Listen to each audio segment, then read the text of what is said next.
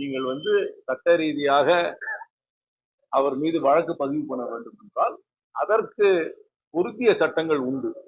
கூண்டாசுல போடுவது பொருத்தமா இல்லையா என்ற கேள்வியை தான் நான் எழுப்பியிருக்கேன்.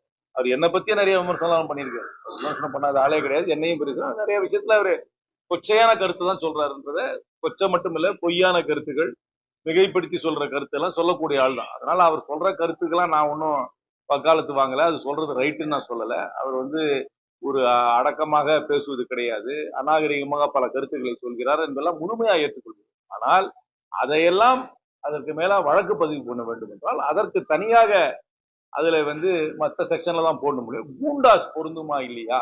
கூண்டாஸ் இப்பொழுதுதான் போட்டு உயர் நீதிமன்றமே இல்லைன்னு சொன்னோன்னே உடனடியாக இன்னொரு கூண்டாஸ் போட்டா நீதிமன்றம் இதை ஏற்றுக்கொள்ளும் என்று எனக்கு நம்பிக்கை. திருமாவளவன் பேசியிருக்காரு, தமிழ்நாட்டில் இருக்காரு. திமுக இருந்தாலும் திமுக ஒரு அரசு தான். ஆனா மாநில அரசுங்கிறது தலித்த முதலமைச்சராக அனுமதிக்கிறது வாய்ப்பும் பேசியிருக்காரு. கட்சியை மட்டும் குறிப்பிடுகிறாரா, சமுதாயத்தை குறிப்பிட்டு சொல்லியிருக்கிறார்? அரசாங்கத்தை சொல்லல, சமுதாயத்தை தான் குறிப்பிடுகிறார். இதனால நான் ஏற்றுக்கொள்கிறேன். பல மாநிலங்களில பல கட்சிகளில தலித் தலைமையை ஏற்றுக்கொள்வதில் தயக்கம் காட்டுகிறார். நான் இதை கண்கூடாவே பார்த்திருக்கிறேன். எனக்கு நன்றாவே தெரியும், அனுபவ ரீதியாகவும் எனக்கு தெரியும். பல மாநிலங்கள்ல தலித்தை முதலமைச்சர் என்று அறிவித்தால் அதுல சமுதாயத்துல இன்னும் அந்த ஏற்றுக்கொள்ளும் அளவுக்கு இன்னும் முன்னேற்றம் வரவில்லை என்று அவர் சொல்லும் கருத்தை நான் ஏற்றுக்கொள்கிறேன். இது அவருடைய தனிப்பட்ட அவருடைய வர்த்தக விவகாரத்துலதான் அவர் ஏதோ அது தேர்தலுக்கு முன்பாகவே அந்த செய்தியெல்லாம் தெரிஞ்சு, அதனால அந்த நிறுவனத்துல நடந்த குளறுபடியால அவருடைய தனிப்பட்ட வர்த்தகத்தால அதுல அவருக்கு கைதாயிருக்கு. இதுக்கும் அரசியலுக்கும் எந்த சம்பந்தம் கடந்து போயிருக்கும். ஆதங்கத்தோடு சொல்றாரு முதலமைச்சர் ஆகல. அப்போ கூட கட்டணம்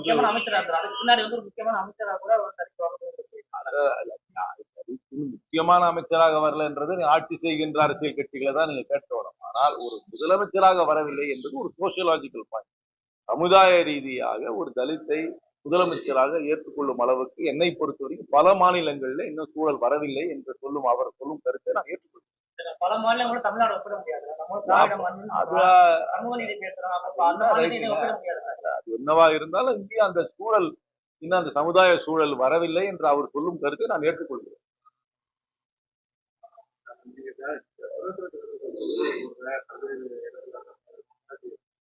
இல்லையே, சுப்ரீம் ஹைகோர்ட்ல ஆர்டர் கொடுத்தாங்களே, இப்போ நடத்தலாம்னு ஆர்டர் கொடுத்தாங்களே, யாரு வேண்டுமானாலும் நடத்தலாம், அந்த தேசிய கொடியை மதித்து நடத்த வேண்டும் என்று இப்பொழுதுதான் 2 மணி நேரத்துக்கு முன்னாடி தான் ஹைகோர்ட் ஆர்டர் வந்தது. அதன் மூலமாக காங்கிரஸ் கட்சியை நடத்த வேண்டும் என்று நாங்கள் விரும்பினோம், பர்மிஷன் கேட்டிருக்கோம். அது நாங்களும் நடத்துவோம்னு நினைக்கிறோம். இதுல முக்கிய பிரமுகர் எல்லாம் கிடையாது, தெளிவா தெரிஞ்சுங்க. திரு ஆம்ஸ்ட்ராங்கோட கொலைக்கும் அரசியல் பின்னணியால் அந்த கொலை நடந்தது என்று நான் சொல்ல மாட்டேன். அது அவர்களுக்குள்ளே இல்ல முன்விரோதமா இல்ல வர்த்தக ரீதியாக வந்த ஒரு ஒரு கருத்து வேறுபாடால் அந்த கொலை நடந்திருக்கலாமே தவிர அரசியல் காரணத்துக்காக. அவர் ஒரு அரசியல் கட்சியோட பிரதிநிதி என்று முழுமையாக ஏற்றுக்கொள்கிறேன். அவர் அந்த அரசியல் கட்சியிலே ஒரு அரசியல் சித்தாந்தத்தை முன்வைப்பதால் அந்த கொலை நடந்ததாக நான் என்றைக்கும் சொன்னது கிடையாது. அதுவும் உண்மையும் கிடையாது. முன்விரோதமா இருந்திருக்கலாம், இல்லாட்டி ஏதாவது ஒரு வர்த்தக ரீதியான ஏதாவது அவர்களுக்குள்ளே இருந்து கருத்து வேறுபாடு இருந்தது. ஒண்ணு தெளிவா தெரிஞ்சுங்க, அரசியல்வாதிகள் யாரும் ரவுடியா மாறல. காலங்காலமாக அரசியல் கட்சியில இருப்பவர்கள் யாரும் ரவுடியாக மாறவில்லை. ஆனால் சமீப காலமாக ரவுடிகள் பல பேர் போய் பல கட்சியில தஞ்சம் அடைந்துவிட்டார். அந்த அடிப்படையில தான் நீங்க பல கட்சியில இருக்கவங்கள கைது செய்யப்படுகிறார்களே. வாடிக்கையாக காலங்காலமாக அரசியல் செய்பவர்கள், கட்சியிலே பதவிக்கு வருபவர்கள், மேடையில ஏறி பேசுபவர்கள் யாருமே ரவுடியானல் ஆனது. ஆனால் இப்பொழுது நீங்க பார்த்தீர்கள் என்றால் பல கட்சிகளிலே அவர்களுக்கு ஒரு ப்ரொடெக்ஷனுக்காக கொஞ்சம் ரவுடி எலிமெண்ட் போய் சேர்றாங்கிறது யதார்த்த ஒண்ணு. குறிப்பாக பாஜகவில் முதலமைச்சர் அவர்களே ஒரு பட்டியலை இட்டார். 260 பேர் ரவுடி லிஸ்ட்ல இருக்கிறவங்க 260 பேர் பாஜக சேர்ந்துட்டாங்க. இங்க சேர்றதெல்லாம் பொலிட்டிக்கல் ப்ரொடெக்ஷனுக்காக போய் சேர்றது. அதனால இந்த இது ஒரு பார்ட்டிக்கு பெரிய ப்ராப்ளமா இருக்கலாம் பாஜக. அதே மாதிரி எல்லா கட்சியிலும் இந்த மாதிரி பேக்ரவுண்ட் இருக்கவங்க சேர்ந்துட்டாங்க. அதனால இதை அந்த அரசியல் கட்சிக்கு அவர்களுடைய நடத்தையை அரசியல் கட்சி மீது அந்த தாயத்தை ஏற்றுக்கொள்ளும். அடுத்த ஸ்டெப் கூட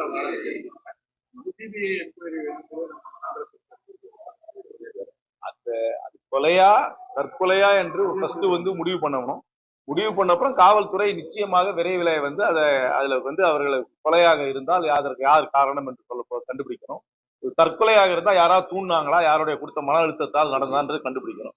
இது இன்ன வரைக்கும் கண்டுபிடிக்காத வருத்தம் அளிக்கிறது. நான் கண்டிப்பாக கட்சி தலைமையிடம், மாநில கட்சி தலைமையிடம் இதை எடுத்து சொல்ல போகிறேன். இதற்காக அடுத்த நடவடிக்கையாக மாநில தலைமை ஒரு ஒரு அறிக்கையை வெளியிடும் என்று நம்புகிறேன்.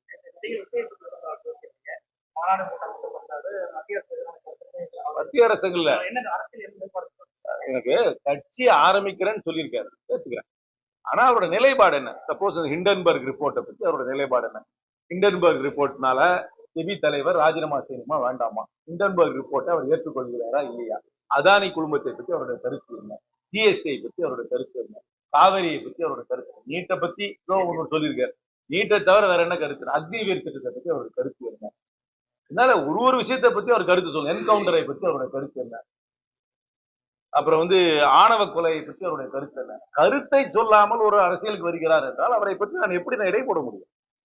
அரசியல் கட்சி ஆரம்பிக்கிறேன்னு சொல்றாங்களே, வாட் டு ஸ்டாண்ட் ஃபார்? ஒரு நிலையில என்ன நீங்க கேக்குறீங்கல்ல, இப்ப வந்து நான் வந்து வரேன், வந்த உடனே ஒரு விஷயத்திலும் கேட்குறீங்க, என்னுடைய நிலைப்பாடை கேட்குறீங்க, ஒருத்தர் மீது போட்டிருக்க கூண்டாசை பத்தி கேட்குறீங்க, அது சரியா தவறான்னு கேட்குறீங்க. அதுக்கு நான் கருத்து சொல்றேன். ஹிண்டன்பர்க் ரிப்போர்ட்டை பற்றி நான் பேட்டி கொடுத்துருக்கேன். நான் வந்து அக்னிவீரை பற்றி நாங்க எங்களுடைய கருத்தை சொல்றோம். அதனால கருத்தை சொல்ல வேண்டும். அவருக்கு அரசியல் கட்சி ஆரம்பிப்பது அவருடைய உரிமை. ஆனால் அவருடைய ஒரு பொது விஷயங்களை பற்றியும் தன்னுடைய கருத்தை சொல்ல வேண்டும். அது அவருடைய கட்சியோட நிலைப்பாடை விளக்க வேண்டும். அதுக்கப்புறம் தான் அந்த கட்சியை வந்து ஏற்றுக்கொள்ளக்கூடிய கட்சியா நம்ம வந்து அதை வந்து அது நிலைத்து நிற்குமான்னு கருத்து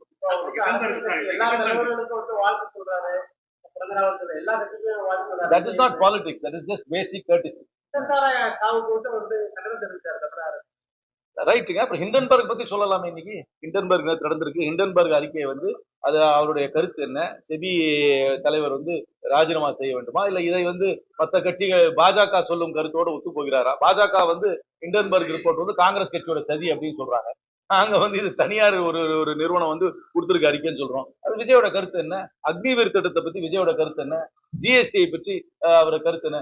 இன்சூரன்ஸ் பாலிசி 18% ஜிஎஸ்டி போடுறாங்க, அதோட அவருடைய கருத்து என்ன? அதுல இப்ப வந்து இண்டெக்ஸேஷனை எடுத்திருக்காங்க, இப்ப ரோல் பேக் கொடுத்திருக்காங்க, கிராண்ட் ஃபாதரிங் கிளாஸ் கொடுத்திருக்காங்க. பட்ஜெட்ல சொத்தை வித்தீங்கன்னா இண்டெக்ஸேஷன் கிடையாது, நீங்க வந்து முழுமையாக 12.5% தான் வரி கட்டணும்னு சொல்லியிருக்காங்க. அதை பத்தி விஜயோட கருத்து என்ன? இந்த பட்ஜெட்டை பத்தி அவரோட கருத்து என்ன?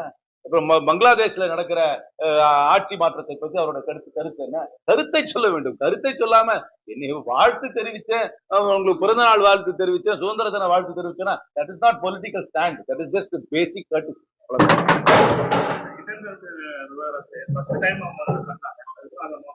உங்களுக்கு நான் ஹிண்டன்பர்க் ரிப்போர்ட்டை பத்தி நான் தெளிவா விளக்குறேன். உங்களுக்கு பொறுமையா இருக்கீங்கன்னா கேட்டீங்கன்னா நான் சொல்றது தயாரா இருக்கு. எனக்கு ஒரு 5 நிமிஷமா வேணும் விளக்குறேன். எது நடந்திருக்கா நடக்கலையா இல்ல, நான் சொல்றேன் என்ன நடந்திருக்கு சொல்றேன்.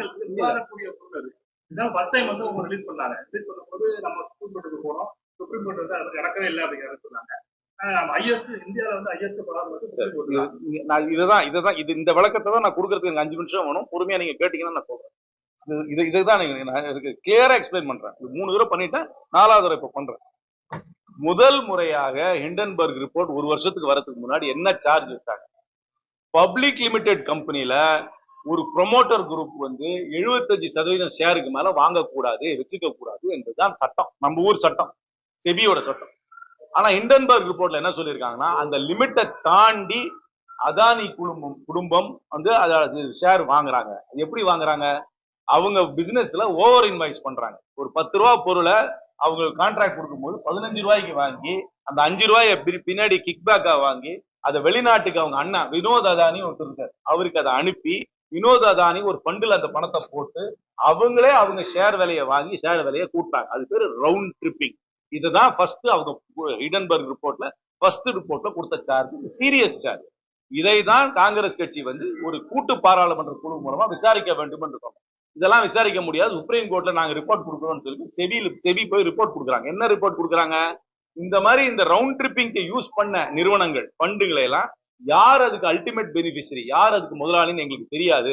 நாங்க ஒரு செவரை வந்து சந்தித்து விட்டோம், we have hit a blank wall. எங்களுக்கு யார் அந்த அந்த அந்த ஃபண்டுக்கெல்லாம் முதலாளின்னு எங்களால கண்டுபிடிக்க முடியல அப்படின்னு சொன்னதுனால சுப்ரீம் கோர்ட் இதுல கேஸே இல்லைன்னு சொல்லிட்டாங்க. இது எப்படி இருக்குன்னா, ஒரு கொலை கேஸ்ல இன்வெஸ்டிகேட்டிங் ஆபீசர் போய் எனக்கு எந்த விதமான துப்பும் கிடைக்கல, எந்த கொலை செய்யறதுக்கு அவங்க யூஸ் பண்ண கத்தி என்னால கண்டுபிடிக்க முடியல, கொலை செஞ்சதுக்கு என்னால யூஸ் பண்ண துப்பாக்கி என்னால கண்டுபிடிக்க முடியலன்னா கோர்ட் என்ன செய்யும்? கேஸ மூடுமா இல்லையா? துப்பு கண்டுபிடிக்கிறது வேலை கோர்ட்டுக்கு கிடையாது.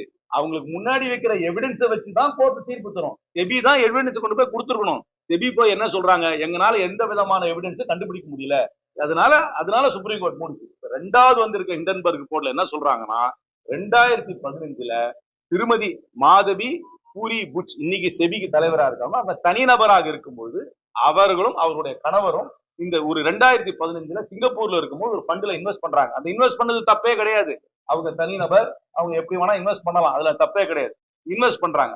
அந்த ஃபண்ட் இன்வெஸ்ட் பண்றாங்கல்ல, அந்த ஃபண்டை நடத்துனது வந்து திருமதி புட்சோடைய கணவருடைய கிளாஸ்மேட் ஐஐடியில இருக்கவர். அவரு யாருனாக்க அதானி குழுமத்துல வேலை செய்யறவர். அதே ஃபண்டை தான் பின்னாடி வினோத் அதானி யூஸ் பண்ணி அவங்க கம்பெனியில வந்து இன்வெஸ்ட் பண்றாரு. அப்போ செபி வந்து என்ன அபிடவிட் கொடுக்குறாங்க, இந்த ஃபண்ட் எல்லாம் எங்களுக்கு யாருன்னே தெரியாது, இந்த ஃபண்டை யார் நடத்துறான்னு எங்களுக்கு தெரியாது, இந்த ஃபண்டுக்கு யார் முதலாளின்னு தெரியாது அப்படின்னு சொன்னாங்கல்ல, அது பொய். ஏன்னா இவங்களுக்கு அந்த ஃபண்டை நடத்துறவரை தெரியும், இந்த ஃபண்டுல இவங்களே முதலீடு பண்ணியிருக்காங்க. அவங்க முதலீடு பண்ணது நான் தப்புன்னு சொல்ல, ஆனா அந்த ஃபண்டு எனக்கு தெரியாதுன்னு சொல்லியிருக்காங்க பாத்தீங்களா, அந்த ஃபண்டை யாரு நடத்துறாங்கன்னு எனக்கு தெரியாதுன்னு சொல்லியிருக்காங்க பாரு, அது தப்பு. அந்த ஃபண்டோட முதலாளி யாருன்னு தெரியாதுன்னு சொன்னாங்க பாரு, அது தப்பு.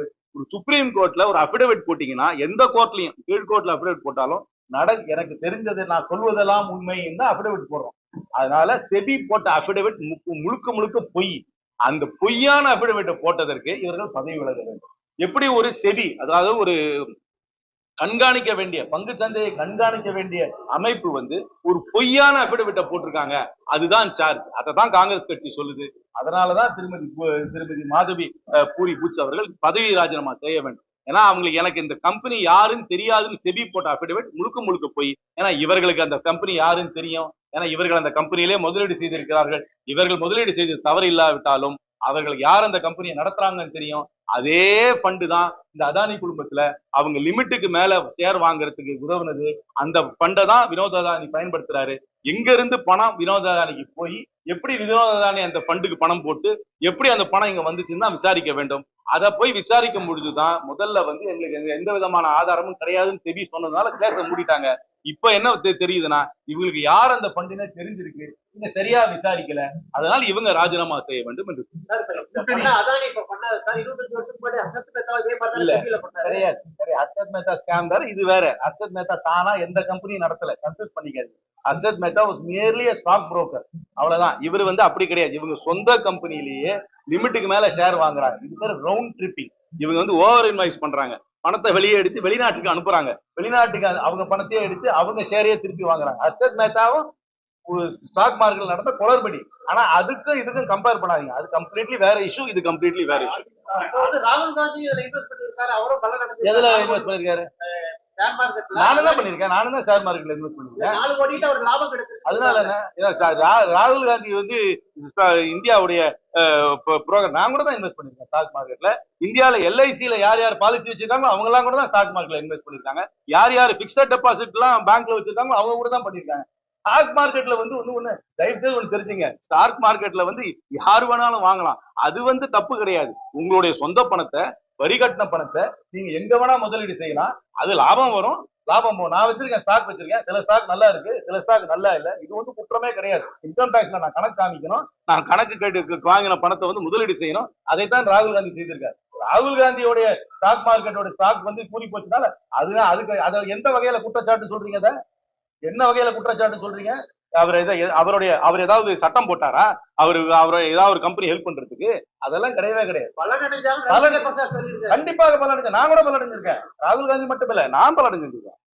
என்னையும் சேர்த்து சொல்லுங்க ரவிசங்கர் பிரசாத். நானும் ஸ்டாக் மார்க்கெட்ல இன்வெஸ்ட் பண்ணிருக்கேன், நானும் பலனடைஞ்சிருக்கேன். என்னோட இன்கம் டாக்ஸ் ரிட்டர்ன்ல இருக்கு, என்னோட எலெக்ஷன் அஃபிடவிட்ல இருக்கு, என்னோட சொத்து பதிப்பு இருக்கு, அதுக்கு நான் டாக்ஸ் கட்டுறேன். கண்டிப்பாக நானும் பலனடைஞ்சிருக்கேன். ஸ்டாக் மார்க்கெட்ல இந்தியாவில கோடிக்கணக்கானோர் பலன் அடைஞ்சிருக்காங்க, கோடிக்கணக்கான பணம் விட்டுருப்பாங்க. அது ஏதாவது குற்றமா? அது என்ன வகையில குற்றம் நினைக்கிறீங்க? அதை எப்படி நீங்க அப்படி சொல்லலாம்? அதை ராகுல் காந்தி பலன் அடைஞ்சாருன்னா அவரு டாக்ஸ் கட்டி அவரோட வருமானத்துல அவர் சொத்து வாங்குறாரு. நாளைக்கு புதுக்கோட்டையில ஒரு சொத்து வாங்குறீங்க, விலை ஏறி போச்சு, நீங்க லாபம் பண்றீங்கன்னா அது குற்றமா? அது எப்படி சொல்லலாம் குற்றம்னு?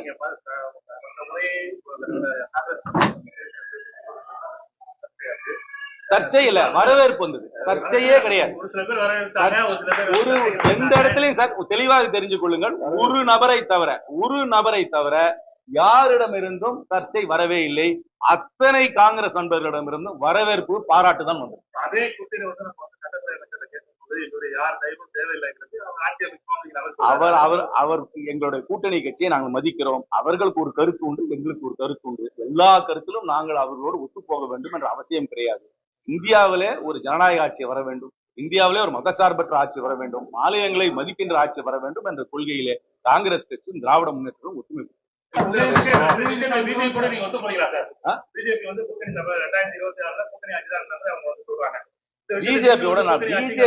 பிஜேபியை பொறுத்த வரைக்கும் தமிழ்நாட்டில் நிராகரிக்கப்பட வேண்டிய அரசியல் கட்சி, மக்கள் அவர்களை நிராகரிப்பார், அந்த கட்சியை நிராகரிப்பார். அவர்கள் இந்த கேம்லயே அவங்க வந்து சேர்த்துக்க போறதில்லை. யாரும் அவங்க என்ன கருத்து சொன்னாலும் அவங்க வெளியே இருந்து வேடிக்கை பார்ப்பாங்க.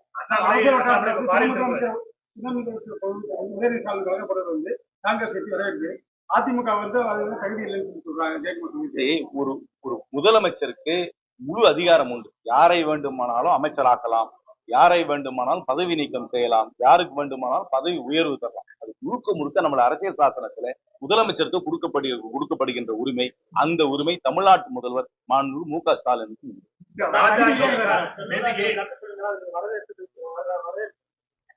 ஆமா, அவர் அடிமட்ட தொண்டனுக்கு புரிந்த அண்ணா திராவிட முன்னேற்ற கழக அடிமட்ட தொண்டனுக்கு புரிந்த கருத்தை இப்பொழுது செல்லூர் ராஜு அவர்கள் சொல்லியிருக்காரு. ஏன்னா பிஜேபியோட யாரு உறவு வச்சிருந்தாலும் நாசமா போட்டு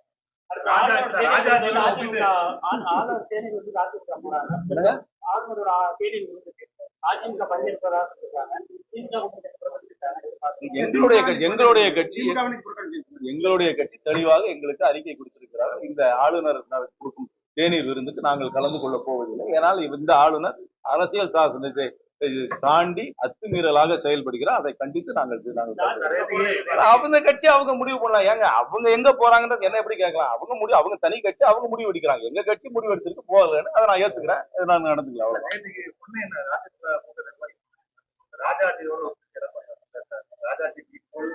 அவரோட வந்து அதிகமா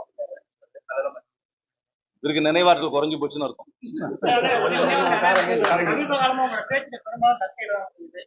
கவனிக்கிறீங்கன்னு அர்த்தம். எல்லா தேர்மையும் அதே மாதிரிதான் பேசிட்டு இருக்கேன். இப்பதான் கவனிக்கிறாங்க. நான் எப்பவுமே இப்படிதான் பேசிட்டு இருக்கேன். அது கவனிக்க தேர்தலுக்கு முன்பு இல்ல, காலங்காலமாக நான் மனதில் ஏற்பட்டதை நியாயம் என்று படுவதை என்றுமே பேசிக் கொண்டுதான் இருக்கிறேன். இப்பொழுதுதான் கவனிக்கிறார்கள். போதும்ப்பா.